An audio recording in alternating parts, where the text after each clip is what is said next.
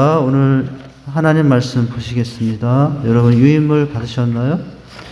하나님 말씀은 누가복음 11장 28절이에요.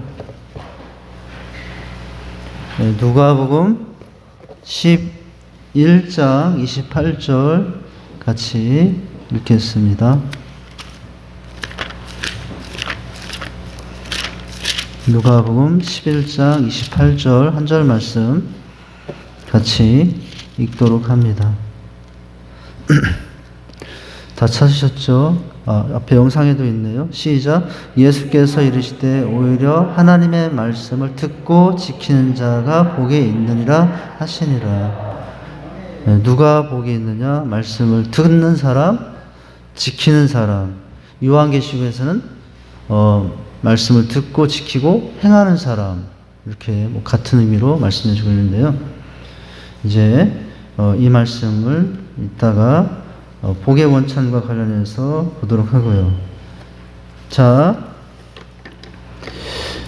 교회와 부흥과 관련된 내용이에요. 이제 12장이 마지막 장이고 아마 다음 주나 다다음 주면 이제 이 성경학교가 마치게 될 것이고, 우리가 그동안 해왔던 다른 학교들이 있어요. 지금 이 성경학교가 두 번째 시간인가요? 저희가 반복하고 있거든요. 그러니까 여러분 지금 한 3, 4년마다 한 번씩 반복을 우리가 한다고 볼 수가 있겠는데, 이 성경학교가 끝나고는 또 찬양학교, 말씀학교, 가정학교, 교사학교, 다양한 학교가 있었어요. 제가 아직 무엇을 할까는 아직 조금 확정하게 결정을 못했는데, 아마 또 다른 학교의 내용으로 이제 오후 시간은 우리가 새벽 예배도 또 수요 예배도 또 주일 예배도 성경 본문 말씀 중심으로 하고 있지만은 이 오후만큼은 우리가 조금 주제를 정해서 주제에 관련 형태로 다른 형식의 말씀을 서로 나누는데, 유인물을 통해서 같이 나누죠. 제게 주일날 보면은 제일 졸린 시간이 이 시간이거든요. 밥도 먹었고, 그래서 이제 유인물을 제가 드리는 이유 중에 한 가지는 졸음을 방지하기 위해서이기도 해요. 쓰면서 손으로는 쓰고 눈으로는 보고 귀로는 들으면서, 그러면 졸 틈이 없거든요. 제가 꾀를 썼나요? 했던 꾀는 아니고, 이렇게 하면 우리 성도님들이 더 유익하겠다라고 생각해서 이런 식으로 하고 있는 중이에요. 몰랐죠? 왜 이 시간에 이렇게 하는지. 예? 노래는 한자 부르라고요? 무슨 노래를 부를까요? 찬양이? 찬양은 이따 마지막 끝날 때.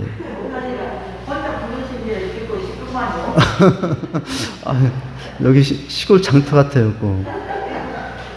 우리가 지금 시골에 사니까. 원사님, 제가 조금 이제 마지막 순간에 한번 불러드리겠습니다. 좀 기다리세요. 네. 자, 우리 내용을 보시겠는데요. 교회 성장, 교회 부흥에 대한 연구. 저는 성장이라는 단어를 부흥으로 바꾸어서 얘기한다고 해서 그 의미는 지난주에 말씀드렸고요. 자, 첫 번째 큰 주제가 뭐냐면은, 자, 오늘 전체적인 진행의 내용들 줄거리가 뭐냐면은, 교회 부흥에 있어서의 성경의 위치가 뭐냐? 괄호 1, 2, 3 넘기면은 4번까지 4가지 있어요. 성경이 교회 부흥에 있어서 위치가 뭐냐? 괄호 1번, 성경은 무엇의 원천? 축복의 원천이 됩니다. 라는 내용. 그리고 두 번째 괄호 2번은 성경은 승리의 원천이 됩니다. 첫 번째 축복의 원천, 두 번째는 승리의 원천, 세 번째, 괄호 세 번째는 성경은 성장, 부흥의 원천이 됩니다.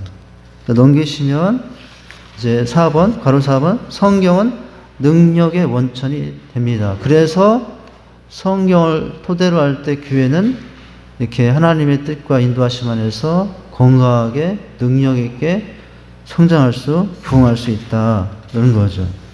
성경과 교회 부흥, 하나님의 말씀과 교회 부흥은 뗄래야 뗄 수 없어요. 교회 부흥이, 여러분, 교회 부흥이 어떻게 또 일어나냐면은 어떤 특별한 그 시대에 어떤 특별한 하나의 이렇게 행사, 어떤 한 주제, 그걸 가지고 모이는 교회들도 있어요.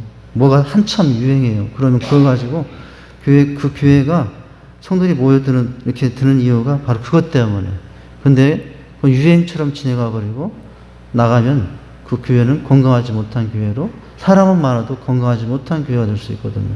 사람이 적든 많든, 또 하나님께서 얼마를 어느 정도의 성도님들을 그 교회에 계획하셔서 보내주시든 간에 항상 교회는 무엇에 의해서, 말씀에 의해서, 성경에 의해서, 그걸 기준으로 해서 모든 것들이 진행이 되어야 또 하나님의 영광을 나타내는 건강한 교회가 될 수 있다는 것이거든요. 자, 첫 번째 문장 보시죠. 교회가 부흥하기 위해서는 어디로 돌아가라고요? 성경으로 돌아가야 합니다. 교회의 부흥은 성경에서 출발하고 성경에서 완성된다. 교회 부흥은 어디에서? 성경에 출발하고 어디에서 완성돼요? 성경에서 완성이 돼요. 우리 첫 번째 앞에 화면의 이미지를 우리 교회에 저거로 바꿔주실 수 있겠습니까? 여기 지금 앞에 이미지를 썸네일을 바꿔주실 수 있겠어요? 자, 교회 성장은 성경에서 출발하고 성경에서 완성됩니다. 그 썸네일이 화면에 있을 겁니다. 그거를 다음 파편에다 옮겨서 화면을 옮기면 전체 화면이 떠요. 네. 자, 우리 성도님들은 유인물을 계속 보시죠. 자, 교회 부흥과 성경과 교회 부흥의 관계는 뗄래야 뗄 수 없는 불가분의 절대적 관계예요. 과연 성경은 교회 부흥에 있어서 어떤 영향력을 발휘할까요? 라는 거죠. 다음 파편을 떼어서 그래서 옮기시면 돼요. 떴죠? 앞에 화면 떴죠? 성경이 열린다, 인생이 열린다. 이걸 한번 해봐야 되겠네요. 까먹었는데. 한번 따라서 하시죠. 성경이 열린다. 마음이 열린다. 인생이 열린다. 영혼이 열린다. 영원이 열린다. 예, 조금 끝에는 차이가 나는데. 할렐루야. 예, 여러분들에게 성경이 열리시길 바랍니다. 성경에 의하여 마음이 열리고, 많이 알든 적게 알든 항상 그 사람이 하나님 만나고 사는 게 되니까요. 자, 두 번째 문단. 교회 부흥을 이루기 위해서는 교회 부흥이 하나님의 뜻이며 지극히 성경적인 것이라는 확신이 있어야 돼요. 근데 어떤 분들은요, 그래요. 교회 부흥은, 교회 부흥할 필요가 있냐고. 그냥, 하나님께서 허락하신 이 정도 하에서, 이 정도 성도들끼리 그냥 우리 주님 오시는 날까지 보내면 되죠. 이게 좋은 말 같은데요. 참, 그냥 뭔가 욕심이 없는 선한 말 같은데, 여러분, 그런데 뭐예요? 하나님께서 교회를 향한 계획은 부흥이거든요. 그러니까 여러분, 교회 성장을 위해서 교회 부흥이 뭐래요? 그것은 하나님의 뜻이라는 것을 항상 기억하고 이 뜻을 이루어야 되는 거 아니에요? 하나님의 뜻인데 우리 교회가 할 일은 하나님의 뜻을 이루어야 되는 거 아니에요? 그렇게 하려면은 교회가 어떻게 하도록? 영적으로, 심적으로, 양적으로 모든 면에 있어서 부흥하는 교회가 되어야 되죠. 네. 그렇게 하는 게 하나님의 뜻이라고요. 그렇게 하는 게 하나님을 기쁘게 하는 것이라고요. 우리는 본당이 요만하니까 요만한 교회에서 주님 오시는 그날까지 그냥 요 안에서만 하나님 뜻을 이루면서 삽시죠. 목사님 뭐 이렇게 스트레스 받고 막 이렇게 마음이 힘들고 어렵게 하려고 교회 부흥을 위해서 기도하고 그럽니까? 그런 마음은 하나님의 마음에 하나님의 뜻에 합당하지 못한 마음이죠. 물론 이제 수적인 우리가 어떤 그런 양적인 그런 것들만 목표로 하는 것은 아니거든요. 예. 자, 교회 부흥이 뭐라고요? 하나님의 뜻이고, 그리고 지극히 뭐예요? 세상적이에요? 세상적이 아니고 오늘 말씀 유물에 보면 성경적이라고. 자, 지극히 성경적인 것이라는 확신이 있어야 돼요. 우리가 그런 확신이 있어야지. 이래도 좋고 저래도 좋고 그냥 주님 오신 날까지 요 범위 내에서 우리 그렇게 생활합시다. 이거는 참 뭔가 좀 넓은 마음 같고 편안한 마음 같지만은 그것은 성경적이진 않다. 자, 뭡니까? 교회의 부흥은 성경적이고 하나님 중심적인 기초에 세워진 건강한 교회의 자연스러운 양적 확산이 되어야 하는 것이다 라는 거예요. 그렇다면은 자연적으로 이렇게 영적, 양적 확산이 되어야 하는 것이다. 왜냐하면 교회는 주님의 몸이죠. 그리스도의 몸으로서 건강과 성장 중, 건강과 부흥 중 단 한 가지라도 잃어버린 몸은, 그죠? 이미 정상적인 몸이라고 할 수 없기 때문이죠. 여러분, 사람이 태어나서도 두 가지, 건강과 성장이 균형 있게 이루어져야 되잖아요. 태어나는데 1살짜리로 평생을 산다라고 했어요. 1살짜리로 평생 건강하게 살아보세요. 여러분, 그 자식 낳은 부모는 가슴에 목이 박히는 거예요. 태어나는데도 1년이 지나도 1살, 10년이 지나도 1살로 성장하지 않는다면은 부모에게는 여러분 너무나 가슴 아픈 일이죠. 그죠? 성장해야죠. 1살, 2살, 10살, 20대는 20대, 30대는 30대대로 성장, 즉 부흥을 해야죠. 그런데 성장도 하지만은 건강하게 성장해야 되죠. 건강하게. 여러분, 늘 성장을 하는데 늘 그냥 아파.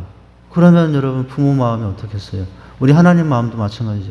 교회가 두 가지 면에서 건강하면서도 성장하는 교회, 부흥하는 교회가 하나님 이 교회의 주인이시고 교회 머리신 주님 보시기에도 참 합당한 모습이라는 거죠. 자, 그래서 두 가지 중에 한 가지라도 잃어버린 몸은 이미 정상적인 몸이라고 할 수 없다는 거예요. 이런 점에서 우리는 교회 부흥의 성장에 대한 기존의 잘못된 선입관과 편견에서 과감하게 벗어나야 한다. 그 중 하나는 뭐예요? 숫자에 대한 지나친 경계, 작은 것에 대한 맹신, 이것도 잘못된 거죠. 또 다른 하나는 그 반대도 마찬가지예요. 숫자에 대한 지나친 과신, 이게 극단적인 것은 좋지 않아요. 극단적인 보수도 바람직하지 않고요. 극단적인 진보도 바람직하지 않아요. 치우치면 바람직하지 않아요. 여기 보니까 그렇잖아요. 극단적인 과신도 문제지만 극단적인 뭐예요? 예. 이제 맹신도 문제예요. 숫자에 대한 지나친 경계, 작은 것에 대한 맹신. 이건 방금 말씀드렸지 않았습니까? 숫자 성장하는 것에 대해서 그럴 필요가 있냐고 경계해요. 그리고 작은 것이 아름답다. 작은 교회가 아름답다는 그 개념을 가지고 이제 교회를 정체되는 형태로 남겨놓으려고 하는 그런 태도는 바람직하지 않죠. 반대도 또 다른 하나의 반대는 뭐예요? 숫자에 대한 지나친 과신도 여러분 뭐라고요? 그것도 잘못돼요. 여러분 제가 행복 모임 하면서 그러잖아요. 행복 모임에서 각 셀별로 몇 명이 왔느냐. 그거보다 더 중요한 것은 행복 모임을 매주 했느냐, 오든 안 하든 눈이 오나 비가 오느냐, 그 영혼들을 위해서 기도하고 관계 맺으면서 그 행복 모임을 10분 동안 착실하게 성실하게 했느냐. 저는 뭘 더 성공으로 본다고요? 후자를 더 성공으로 본다라고 했어요. 누구보다도 열심히 했는데 아무도 안 왔어. 그러더라도 여러분 많이 왔는데도 불성실하는 그런 모습보다는 앞에 제가 말씀드린 부분이 더 바람직하다. 자, 이 두 가지의 극단적인 견해는 지극히 비성경적이라는 점에서 교회의 정상적인 건강과 성장을 방해할 수 있어요. 그러나 주님 안에서 한 영혼의 가치는 세상의 그 어떤 것과도 비교할 수 없이 소중한 것이라는 점에서 우리는 숫자의 중요성을 강조해야 돼요. 무시하지도 말고 너무 지나치게도 하지 말라. 그죠? 따라서 교회가 건강하면 반드시 어떻게 나와야 있다고요? 양적인 성장과 축복으로 나타나게 되어 있다. 건강하면 우리 교회가 하고 있는 이 두 날개 제자 양육의 여러분 목표가 뭡니까? 건강한 교회가요. 그래서 모든 성도들이 8가지 핵심 가치를 가지고 1, 2, 3, 4학기를 통해서 이제 양육반부터 시작해서 세계비전 기쁨반 졸업하기까지 그렇게 하는 것은 한 사람 한 사람들을 누구로 세우는 거예요? 건강한 성도로 세우는 게 목표예요. 그리고 그래서 그 건강한 성도 한 사람 한 사람들이 모여서 건강한 교회가 되는 게 목표예요. 그런데 중요한 것은 건강한 교회가 되면 반드시 일어나는 게 있는데 수적인 성장도 따라오게 되어 있다라는 거죠. 그래서 우리가 추구하는 것은 먼저는 뭐예요? 순서는 뭐예요? 건강한 교회가 먼저예요. 숫자가 먼저가 아니라고요. 숫자를 먼저 추구하면은 그러다가 건강한 교회가 꿰질 수도 있는 것이고 건강한 교회가 건강이 이제 교회 건강이 잃어버릴 수도 있다는 거예요. 여러분, 그러니까 이게 그렇게 순서가 되어진다라는 것. 자, 그 다음 보시면 그러나 그렇다고 해서 숫자 자체의 증가를 무조건 강조하고 또 추구해서는 안 된다고 하는 거예요. 교회 성장에서 숫자 자체에 대한 지나친 과신 역시 피해야 할 대상인 것이다. 왜냐하면 교회에 있어서 바람직한 성장 부흥은 교회다운 성장이기 때문에요. 예. 여러분, 1000명이 모이는데 그 교회가 늘 문제가 많아. 건강하지 못해. 100명이 모였는데 1000명, 2000명 모인 것보다도 더 강력한 건강성을 가지고 있어요. 여러분, 누가 빛과 소금의 역할을 더 감당하는 교회가 되겠습니까? 건강한 교회예요. 건강한 교회. 자, 교회의 정체성을 잃은 대가로 얻은 숫자상의 증가는 교회에서 아무 의미가 없어요. 도리어 위해만 끼칠 뿐이죠. 따라서 교회의 성장품은 반드시 무엇과 무엇에서 교회의 건강과 지리에게 추동되는 양적 성장이어야 된다라는 거예요. 그죠? 건강하면 부흥하게 되어 있다라는 거. 그런데 우린 건강해요, 건강해요 하는데 부흥이 안 되고 있어. 그러면 건강이 뭐가 이상이 있는 거지. 그걸 그렇게 역으로 생각하면 그런 거예요. 그죠? 그래서 자, 이처럼 성경과 교회 성장품은 서로 밀접한 상호관계 속에서 존재한다라고 하는 것이고요. 자, 그렇다면은 이런 건강한 교회, 이제 교회다운 교회, 바람직한 교회는 어떨 때 세워지는가? 성경에 의해서 세워질 때라는 거예요. 자, 성경과 교회 성장한 밀접한 상호관계가 있는데 첫 번째는 뭐예요? 성경은 무엇이기 때문에? 축복의 원천이기 되기 때문에. 여러분, 우리가 시작할 때 말씀이잖아요. 누가복음 11장 28절. 여러분, 유인물 말씀해 보시면 이렇게 기록되어 있죠. 예수께서 가라사대 때 오히려 하나님의 무엇을 듣고 지키는 자가 말씀을, 하나님의 말씀을 듣고 지키는 자가 무엇이 있다고요? 복이 있다고요. 예, 저는 조금 바꾸어서 또 말하고 싶어요. 행복이 있다고요. 복자에다가 축복자를 더하면 축복이고, 복자 앞에다가 행자를 더하면 행복이고, 똑같은 복인데 축복도 행복도 다 하나님이 주셔야만 되는 것인데, 그 복은, 그 축복, 그 행복은 무엇을 원천으로 할 때? 하나님의 말씀을 원천으로 할 때 되어진다고 하는 것.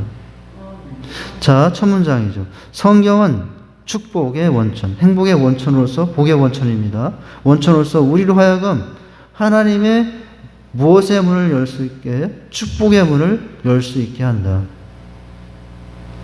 여러분, 세상에서 가장 큰 문이 있죠. 세상에서 열기 힘든 가장 어려운 문 하나가 있어요. 무슨 문일까요? 하늘문. 하늘문만큼 열기 힘든 게 없어요. 하늘문만큼 큰 문이 없어요. 그런데 놀라운 것은 그 문이 열리면 하늘의 복이 임한다는 거예요.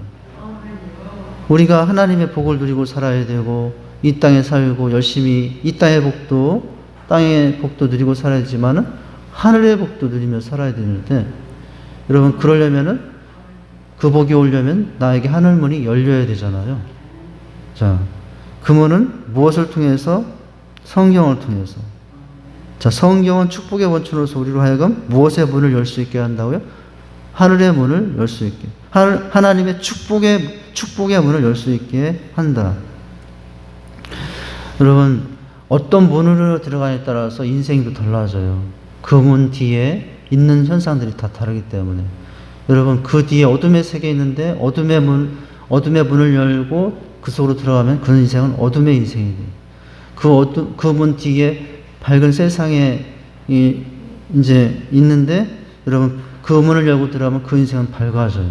어떤 문으로 들어가느냐, 어떤 문을 여느냐에 따라서 이렇게 인생이 달라져요. 우리는 무엇의 문을 여는 사람이 됩니까? 하늘의 문을 여는 사람. 그래서 그 문을 열고 들어가면은 거기에는 너무나 아름다운 하나님의 은혜가 있겠죠. 하나님의 인도하심이 그 문 안에 있겠죠. 무엇을 통해서? 성경을 통해서. 하늘의 문을 여는 열쇠 중에 한 가지가 성경 열쇠. 자, 그 문은 영적인 범주 안에 한정되어 있지 않으며 우리 삶의 모든 영역을 포괄하는 전적인 축복의 길로 향해 있어요. 영적인 복과 여러분 삶의 모든 필요의 영역을 다 충족시키는 그 길이 어디에 있어요? 하늘문을 열 때 그 길이 나타난다는 거죠. 그런데 그 하늘문을 뭐로 열어요? 성경으로 연. 그리고 교회의 질적, 양적 성장의 길로 우리를 인도한다. 이처럼 하나님은 말씀 안에서 진리를 발견하고 그 진리를 행하는 모든 교회와 성도들에게 하나님의 방법으로 하나님의 뜻에 합당하게 은혜의 축복을 베풀어 주는 것이다. 라는 거예요. 이렇게 했던 여러분, 그래서 늘 여러 가지 분주하고 또 막 이렇게 이것도 해야 되고 저것도 해야 되겠지만은 이렇게 늘 말씀을 보려고 하는 거, 또 큐티하려고 하는 거, 늘 그 씨름을 하시고 사시기 바랍니다. 늘 날마다 성공할 수는 없을 거예요. 우리 삶이 너무나 바쁘고 너무나 해야 될 일도 많고. 그러나 어떤 날은 실패할지라도 실패하는 날보다는 말씀 앞에 더 나가는 날이 많으시길 바랍니다. 네, 말씀 일주일 동안에도 큐티를 안 하는 날보다는 더 많이 하는 날이 많아야 되겠고, 더 좋은 것은 빠짐없이 하면 더 좋겠지만, 그죠? 그렇게 여러분 늘 내가 말씀으로 살아야 된다는 것을 기억하시면 돼요. 이렇게 내 당분간 말씀을 했지만 어떤 분은 1년치 밀린 거를 한두 달에 밀려서 한꺼번에 해결하시는 분들 있더라고요. 네, 한꺼번에 다 해결하시는 분들 있고, 하여튼 그렇게라도 하시더라도 여러분 이게 중요한 것입니다. 그래서 기도도 중요하고 말씀도 중요하고 예배도 중요하지만 다 기초는 말씀이에요. 말씀이 있고 기도가 있어야 되고 말씀이 있고 예배가 있어야 돼요. 근데 예배한다는 이유 때문에 말씀이 없어요. 기도한다는 이유 때문에 말씀이 없으면 그 예배, 그 기도는 허공에 드는 기도가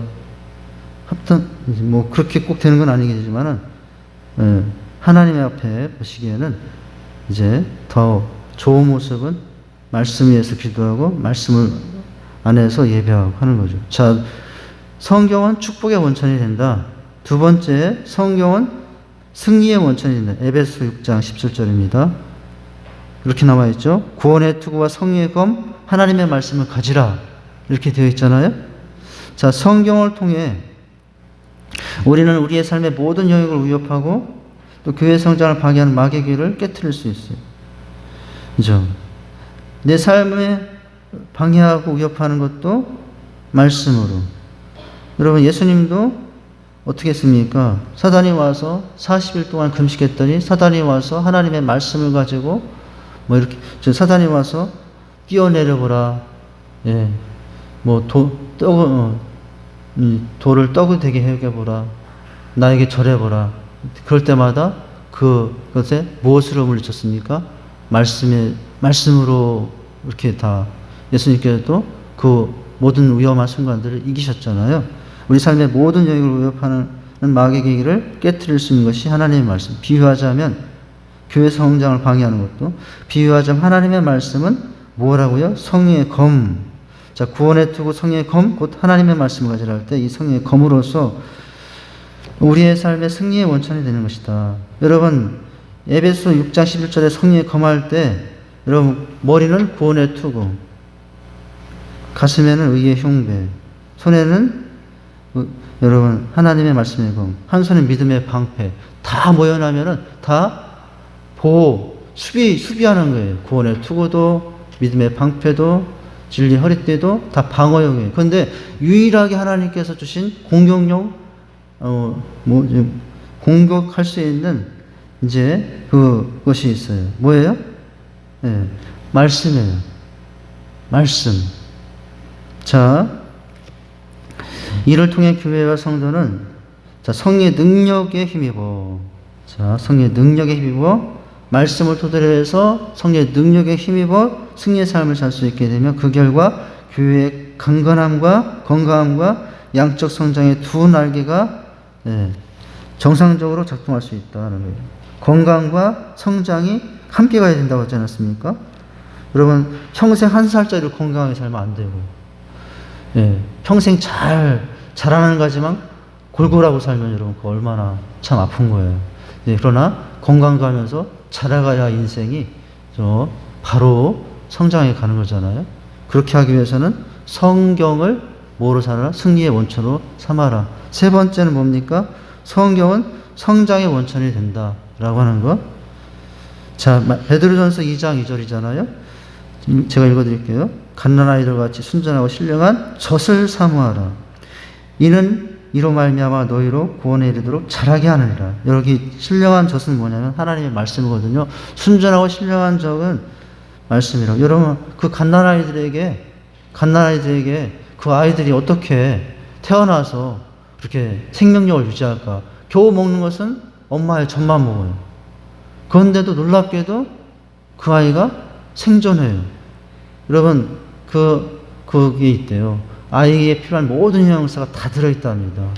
이게 그렇대요. 그러니까 여러분 똑같은 원리죠. 하나님의 말씀도 우리의 영적 성장에 필요한 모든 필요한 것들이 거기에 다 들어있다고요.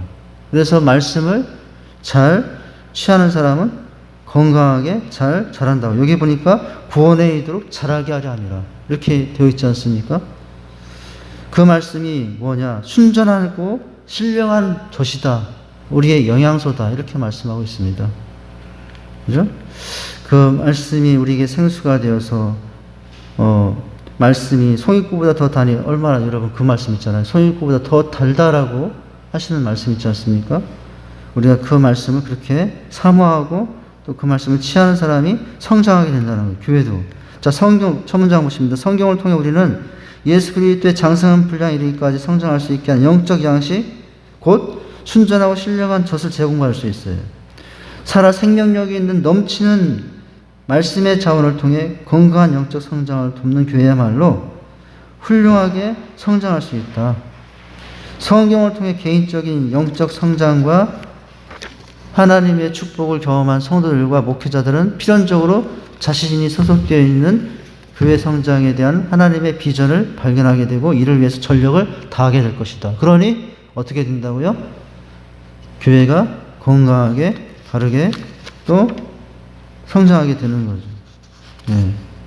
성도 한 사람 한 사람이 말씀으로 건강해지면 그 주신 말씀의 비전을 붙잡고 한 사람 한 사람이 달려가게 될 것이니 한 사람 한 사람이 달려가는 그 교회에 한 사람 한 사람들이 모여서 여러분 공동체가 되는 그 공동체도 똑같이 건강하게 되겠죠. 똑같이 성장하게 되겠죠. 자, 마지막 4번입니다. 성경과 교회의 부흥의 관계에 관해서 왜 성경이 중심이 되고 이제 기둥이 되어야 되는가. 네 번째 이유는 성경이 능력의 원천이 되겠다. 자, 로마서 1장 16절 말씀. 내가 복음을 부끄러워하지 아니하노니 이 복음은 모든 믿는 자에게 구원을 주신 하나님의 무엇이 능력이 됨이라. 유대인에게는 또 헬렌. 우리가 요즘 갈라디아서에서 복음과 율법, 행위에 대한 말씀을 새벽마다 하고 있지 않습니까?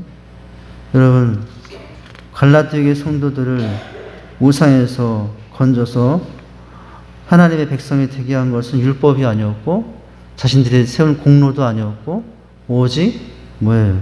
복음이었어요. 복음.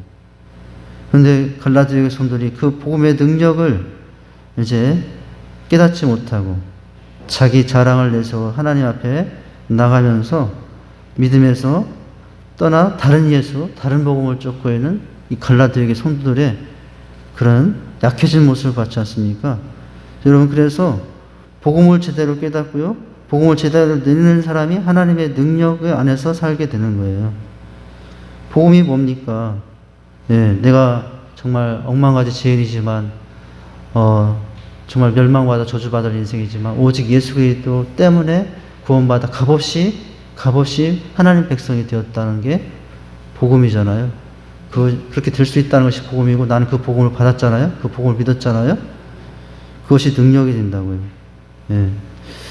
그 생명을 주시면서까지 나를 사랑하기 위해서 모든 것을 내어주신 주님만 생각하면은 내가 이렇게 살 수가 없어. 이게 능력이 되는 거예요. 이렇게 살 수 없어 만드는 게 복음이거든요. 내가 이렇게 있으면 안 돼 하는 게 뭐예요? 복음이에요. 그래서 우리는 복음으로 살아야 됩니다. 복음으로 살면 능력 있게 살게 돼요. 자, 전문장 보시면 성경을 통해 우리는 성령의 능력을 목격할 수 있고 성령에 의해 이루어져가는 강력한 교회 성장을 직접 체험할 수 있어요. 그리고 계속적으로 성경에 비추어 교회 성장의 올바른 방향을 확인하고 이를 이룰 수 있는 실천적인 자원들과 능력들을 성경 안에서 얻을 수 있죠. 즉 성경은 능력의 원천이 됩니다. 즉 성경에, 특별히 성경에 있는 복음, 여러분 우리 교회가 왜 세워졌습니까? 복음 때문에 세워졌어요. 이 복음을 감당하기 위해서 세워진 게 우리 직산교회. 직산교회가 여기 세워진 이유는 오직 한 가지, 복음 때문에, 복음을 위하여 세워진 게 우리 직산교회. 우리가 여기 있는 모여 있는 것도, 여러분 왜 정말 서로 성격도 다르고 태어난 것도 틀리고 나이도 틀리고 참 어떻게 하다가 이렇게 만났어요. 근데 어떻게 하다가 만난 게 아니에요. 뭐 때문에 만난 거예요? 복음 때문에 만났어요. 복음 때문에 만났고 우리가 그 복음을 감당하려고 하나님께서 이 교회를 세워줬고 또 이렇게 이끌어가고 계시죠. 자, 근데 그 복음은 성경 안에서 우리가 이제 깨달을 수 있고요. 자, 성경은 교회 성장의 교과서이고 실천적 지침서입니다. 우리가 이제 네 가지를 봤잖아요. 뭘 네 가지를 봤어요? 네, 성경은 축복의 원천입니다. 성경은 승리의 원천이 됩니다. 성경은 성장의 원천이 됩니다. 성경은 능력의 원천이 됩니다. 자, 성경은 이와 같이 교회 성장의 이제 교과서이고 실천적 지침서인데, 따라서 성경을 가까이 하는 교회와 개인 성도는 어떻게 된다고요? 사도행전에 기록되어 있는 성령의 능력을 체험할 수 있고 성령이 주어지는 폭발적인 교회 성장도 이룰 수 있게 된다라는 거죠. 이렇듯 성경이 우리에게 미치는 실제적인 영향력을 고려한다면 우리는 자연스럽게 이와 같은 결론에 도달할 수밖에 없는데, 그것은 성장하지 못하는 교회의 가장 큰 문제점은 교회 성장에 대한 하나님의 비전을 제공하는 성경의 가르침에 침묵하고 있다는 사실이에요. 성경이 가르치는 교회 성장에 대한 비전에 그냥 침묵하면 안 된다는 거죠. 네. 성경이 여러분 하박국, 우리가 유명한 말씀, 주여 이 수년 내에 부흥케 하옵소서. 하박국이 그렇게 이제 하나님께 기도하지 않았습니까? 네. 그런데 우리는 이 정도만 괜찮사오니 하나님 늘 이 정도만 있게 하옵소서. 그것은 성경의 가르침에 대한 이제 잘못된 오해예요. 여긴 침묵이라고 그러는데, 자, 그들은 성경에 나타나 있는 구체적인 증거들을 2000년 전의 과거의 사건으로만, 그건 사도행전 속에서나 일어난 일이에요. 사도행전에 그 교회들이, 수많은 교회들이 세워지고 지역이 열리고 세상이 열리고 사도 바울이 1, 2, 3차 선교를 하면서 수많은 사람들이 돌아오고 교회들이 세워지는 그 역사는 성경 속에서나 일어날 수 있는 일입니다. 요즘에 어떻게 그런 일이 일어날 수 있어요? 그것은 잘못된 태도죠. 지금도 여전히 하나님은 사도행전에 29장이 펼쳐지기를 원하고 있다. 사도행전 28장이 끝인가요? 하나님은 지금도 성경은 사도행전 28장에서 머물렀지만은 우리가 막 그런 표현들을 많이 하시더라고요. 목사님들 보면 사도행전의 29장은 지금도 이루어져야 된다. 저도 그 말을 지금 동의해서 말하고 있고요. 사도행전의 28장으로 끝난 것이 아니라 하나님의 교회 부흥의 역사는 사도행전 29장이 기록되어지는데, 그 기록할 사람은 사도행전이 아니라 누구라고요? 우리들이라고요. 사도행전 29장의 주인공들의 제2의 바울, 제3의 바울이 누구예요? 우리 차순례 권사님이 우리 대표로만. 자, 제가 조금 다른 말 했는데. 자, 2000년 전의 사건으로만 국한하면 안 되죠. 자, 그것이 오늘날에도 동일하게 재현될 수 있다는 사실을 부인하는 거예요. 그건 잘못된 거예요. 여러분, 성경의 사건, 사고는 그 당시 그 사람에게만 이런 의미가 있는 것이 아니라 시대를 넘어 장소를 넘어 오늘날 나의 이야기, 다 사실은 성경의 이야기는 여러분 다 누구의 이야기예요? 내 이야기. 내 이야기가 될 수 있어야 됩니다. 그 사람이 은혜 받은 사람이에요. 성경의 이야기를 그 시대에 그 사람의 이야기로만 나와 상관없어. 나의 하나님하고는 별 상관없어. 이렇게 하면은 그거는 잘못된 거예요. 누가 은혜 받느냐? 여러분, 성경의 모든 말씀, 그 시대 그 사람에게, 그 교회에 여러분 일어난 일이 오늘날 나에게도, 우리 교회 이 시대에도 동일하게 적용된다는 그런 마음으로 바라볼 수 있어야 돼요. 자, 어디까지 했나요? 재현될 수 있다는 사실을 부인한다. 이는 성경을 통해 주시기를 원하시는 하나님의 무한한 은혜와 성리의 능력을 좁디 좁은 자신의 한계 안에 제한해버리는 어리석은 행위.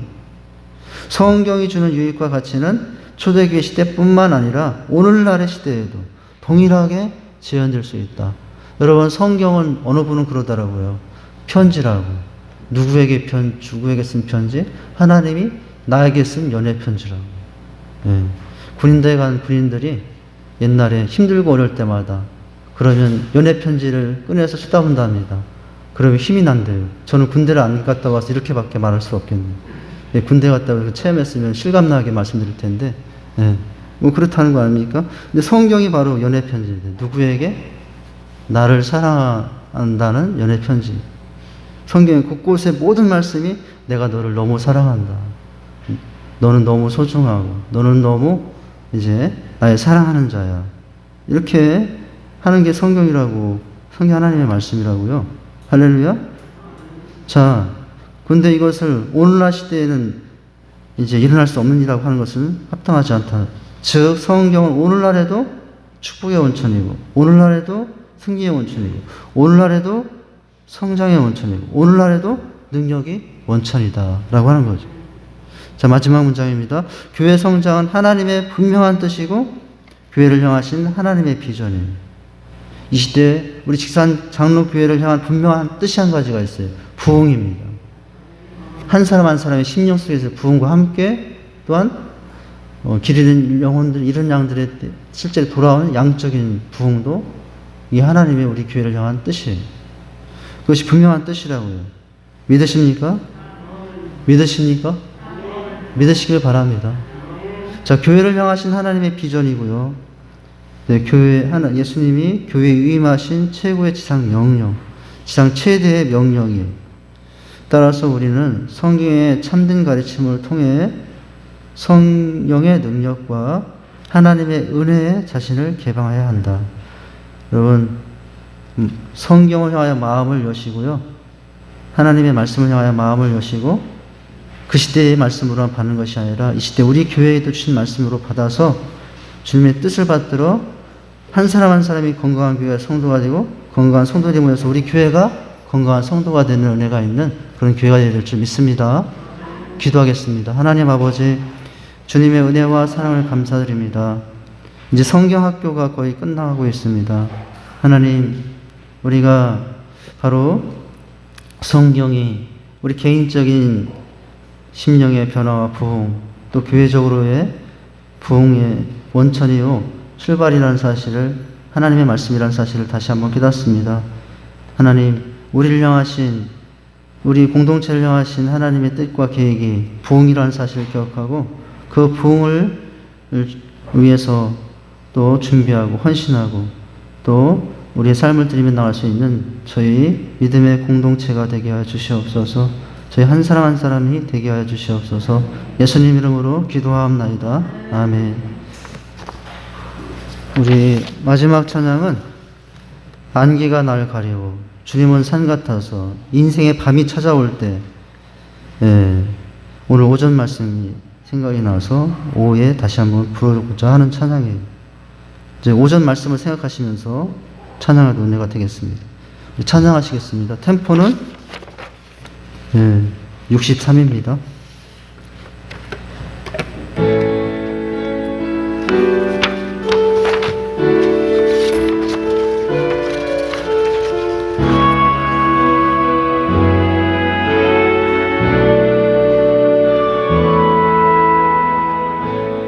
안개가 날 가리워 내 믿음 흔들리려 할 때 나 주님께 나가네. 주님은 산 같아서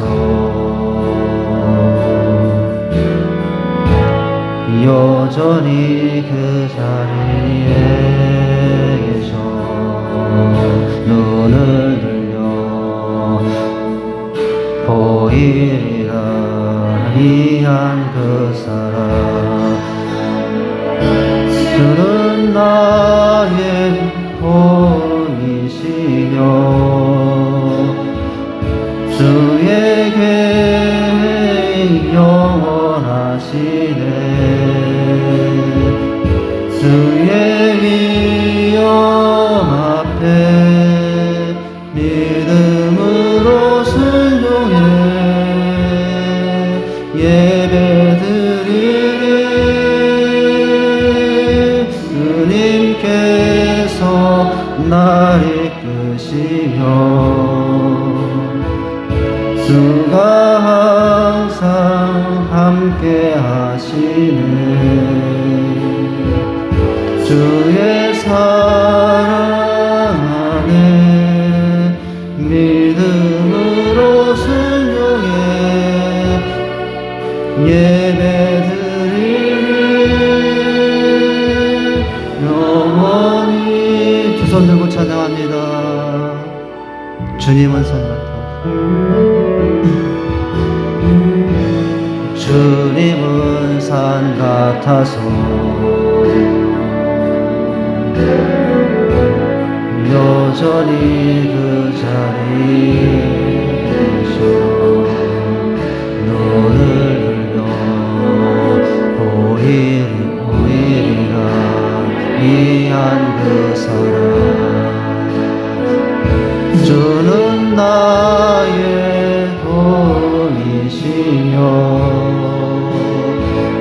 주의 계획 영원하시네. 주의 위엄 앞에 믿음으로 순종해 예배드리. 주님께서 날 이끄시며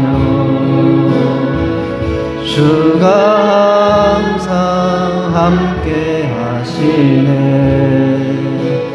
주의 사랑 안에 믿음으로 순종해 예배드리. 주는 나의 도움이시며 주의 영원하시네. 주의 위엄 앞에 믿음으로 순종해 예배드리. 주님께서 날 이끄시며 주가 항상 밤에도 함께 하십니다. 주의 사랑 믿음으로 순종. 밤에도 이렇게 생활하면 됩니다.